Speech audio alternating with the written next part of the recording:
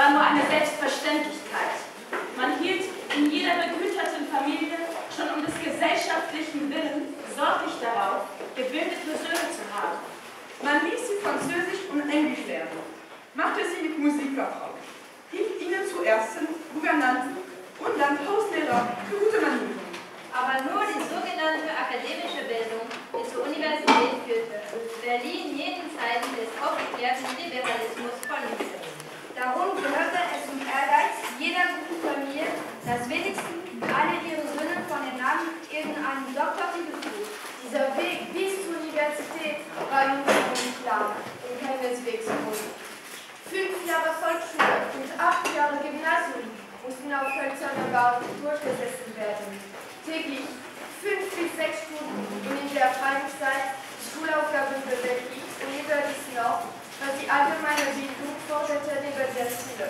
Französisch, Englisch, Italienisch, Die lebendigen Sprachen neben den klassischen Griechisch und Latein. also 5 Sprachen zu Geometrie und Physik und den übrigen Schulgegenständen. Es war mehr als zu viel und ließ für die körperliche Entwicklung, für Sport und Spaziergänge fast keinen Raum und vor allem nicht für Vorsicht und Vernunft. Denn meine ganze Schulzeit war, wenn ich ehrlich sein soll, nicht als ein ständiger, gelangweilter Überdruss von Jahr zu Jahr gesteigert durch die Ungeduld dieser Tretmühle zu entkommen. Ich kann mich nicht besinnen, je fröhlich noch selig innerhalb jenes monotonen, herzlosen und geistlosen Schulbetriebs gewesen zu sein, der uns die schönste, freieste Epoche des Daseins völlig vergällte.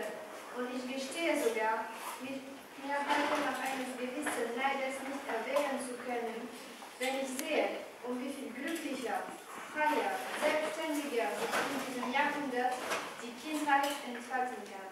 Noch immer kommt es mir unwahrscheinlich vor, wenn ich beobachte, wie heute Kinder unbefangen und das Problem mit ihren Lehrern weiter, wie sie angstlos statt, wie wir mit einem ständigen Unzulänglichkeitsgefühl zur Schule eilen, wie sie ihre Wünsche, ihre Neigungen aus junger, neugieriger Geselle in Schule, im Haus offen bekennen und können dürfen.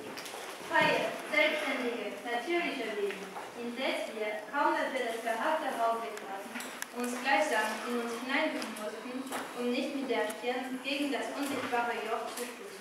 Schule war für uns Zwang, öde, langweilig, eine Stätte, in der man die Wissenschaft des Nichtwissenswerten und genau angefällten Vorstellungen sich einzuverlangen hat.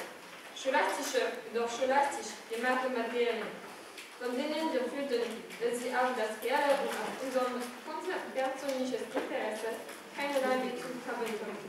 es war ein stumpfes, ödes Lernen, nicht um des Lebens willen, sondern um des Lernens willen, das uns die alte Pädagogik aufzwang. Und der einzige wirklich beschwingte Glücksmoment, den ich der Schule zu danken habe, wurde der Tag, da ich ihre Tür für immer hinter mir zuschlug.